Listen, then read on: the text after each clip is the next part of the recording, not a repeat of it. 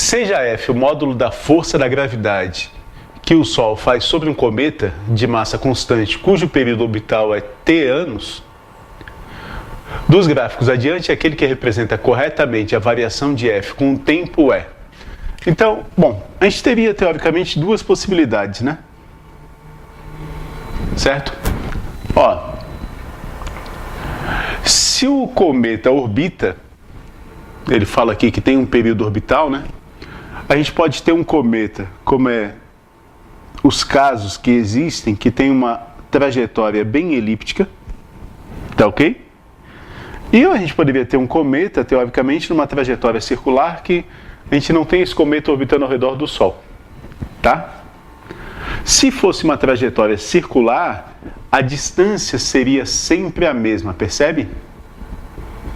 E se a distância fosse sempre a mesma, a força seria sempre a mesma. Então a gente teria um sistema com uma força constante. Percebe que a gente não tem nem essa possibilidade para assinalar aqui. Então essa órbita circular está descartada até pelas alternativas. Beleza?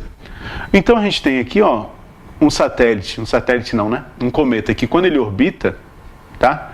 Ele se aproxima do Sol e se afasta do Sol, e se aproxima do Sol e se afasta do Sol.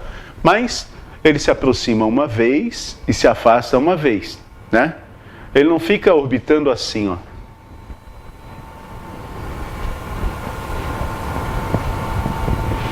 Se afastando e se aproximando, se afastando e se aproximando. Se ele ficasse se afastando e se aproximando várias vezes, aconteceria isso com a força, né? Cada vez que ele se aproximasse, cada vez que ele se afastasse, a força diminuía. Cada vez que se aproximasse, aumentava, diminuía, aumentava.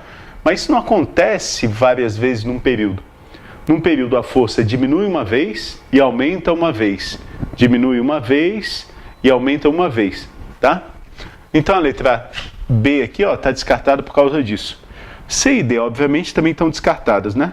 Porque a força não vai aumentando até que ela permanece constante, nem a força vai diminuindo até que ela vira zero, né? Isso aqui seria o caso do satélite fugindo do Sol, indo embora.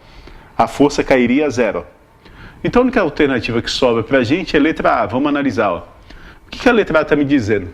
A gente começa de uma força menor, daí uma força maior, daí a força diminui e depois ela aumenta até o valor original.